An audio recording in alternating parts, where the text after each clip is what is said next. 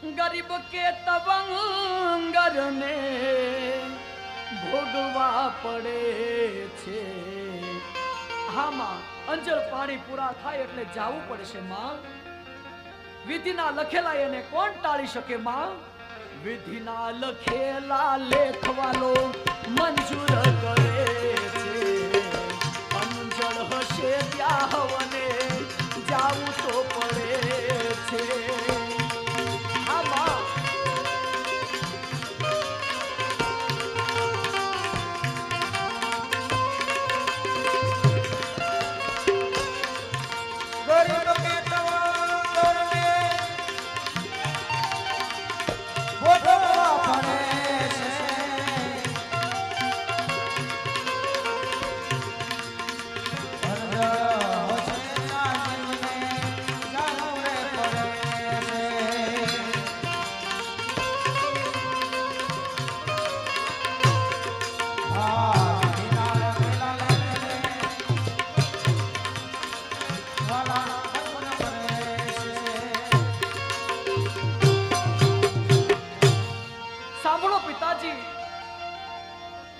દશરથે દરબાર ભરીને વાત કરી વશિષ્ઠને।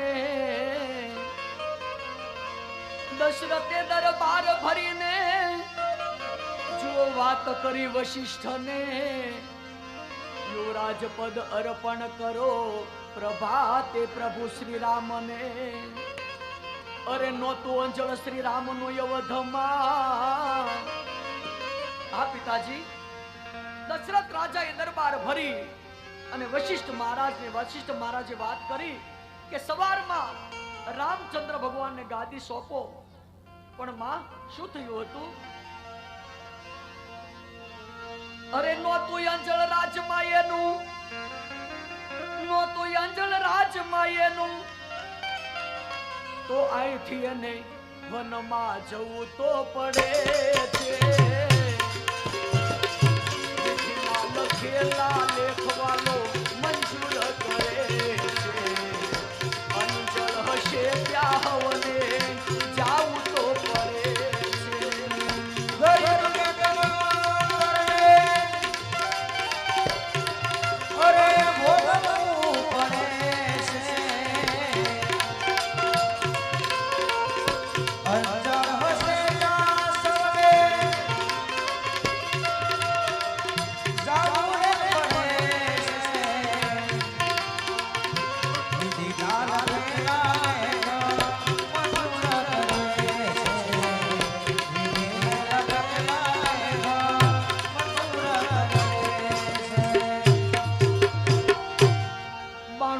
માળવાનો રાજા।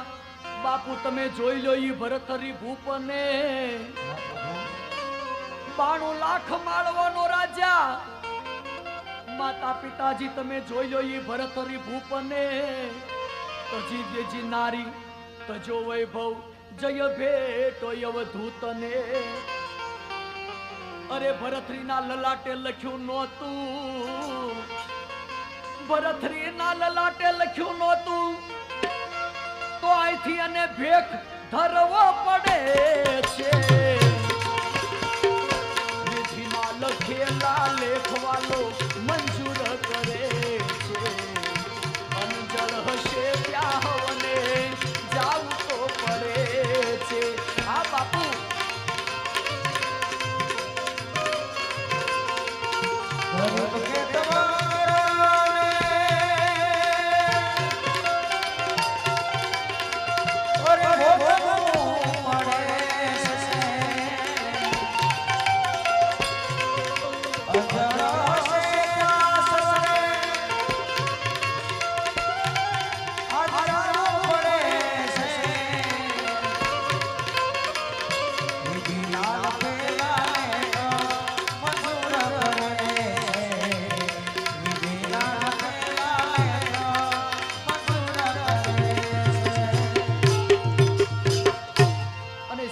બાપુ, ખુદ પ્રભુ શ્રી રામની નારીને લંકા જોવી પડે છે। એ અખિલ બ્રહ્માંડનો નાથ હતો પિતાજી। ખુદ પ્રભુ શ્રી રામની નારીને લંકા જોવી પડે છે। અરે ખુદ પ્રભુ શ્રી રામની નારીને લંકા જોવી પડે છે. વનવાસ વીતે આવ્યા અવધમાં અને પાછું વનમાં જવું પડે છે. અરે હતા પુત્ર પતિ હાજર સત્તા, હતા પુત્ર પતિ હાજર સત્તા, તોય જાનકીજીને જમીનમાં હમાવવું પડે છે. આ પિતાજી હાજર હતા છતાં જાનકીજીને જમીનમાં જમાવવું પડ્યું. અંજળ હશે ત્યાં હવને જાવું તો પડે, જાવું તો પડે, જાવું તો પડે. આ માતાજી પિતાજી મારો ધરતી પરનો કાળ સમય હવે નજીક આવી ગયો છે, માટે મને રાજી ખુશીથી જવાની મને રજા આપો, આજ્ઞા આપો માતાજી. અરે બેટા રામ, તને સદામ જવાની આજ્ઞા તો હું કઈ રીતે આપું બેટા રામ?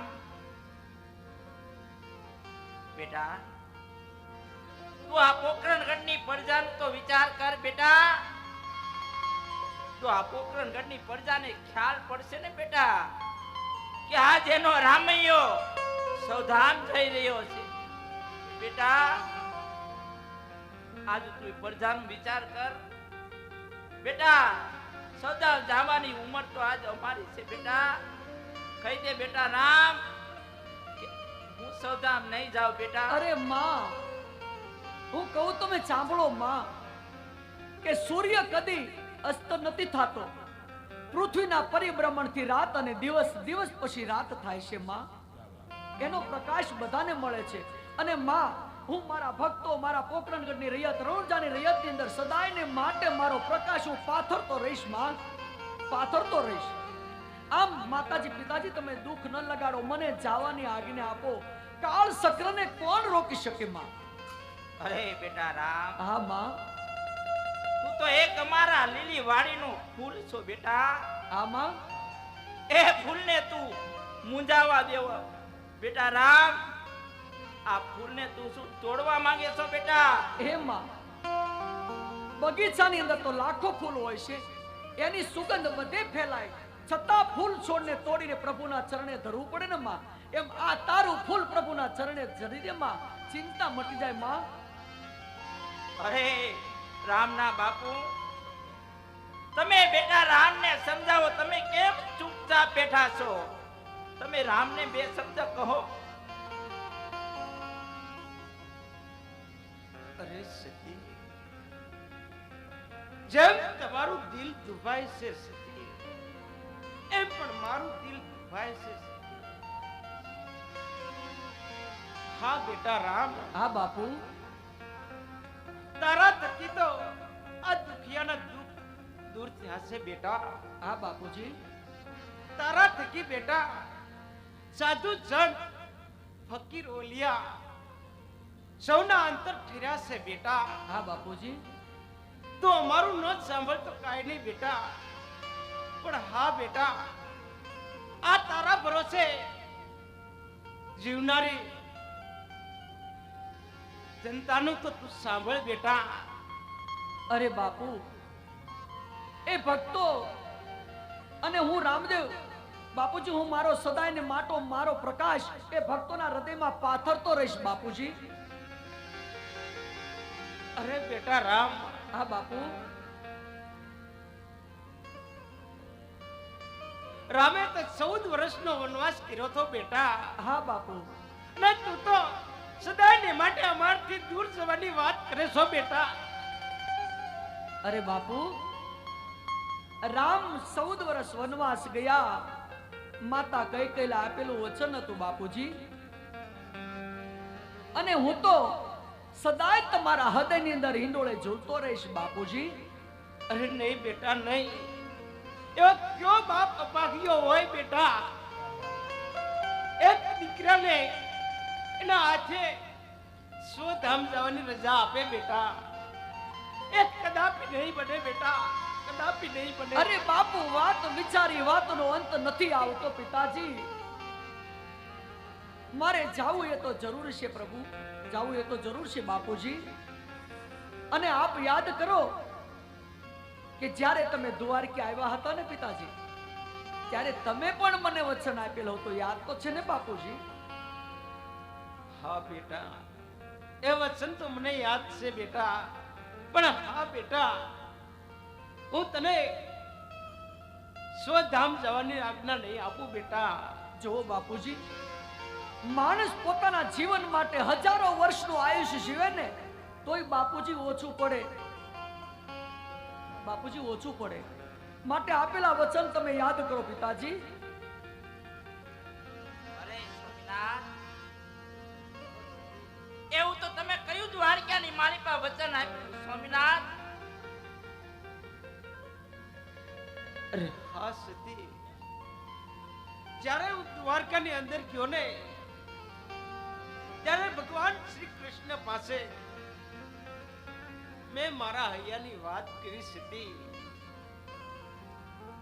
ત્યારે ભગવાને મને 2 અમર પુષ્પ આપ્યા. હા સ્વામિનાથ. એ અમર પુષ્પ આપ્યા એની સાથે મને એક વસને બાંધ્યો સતી. એવું તો કયું વચન છે અરે સ્વામિનાથ? માતાજી, એ વચન હું કહું તમે સાંભળો.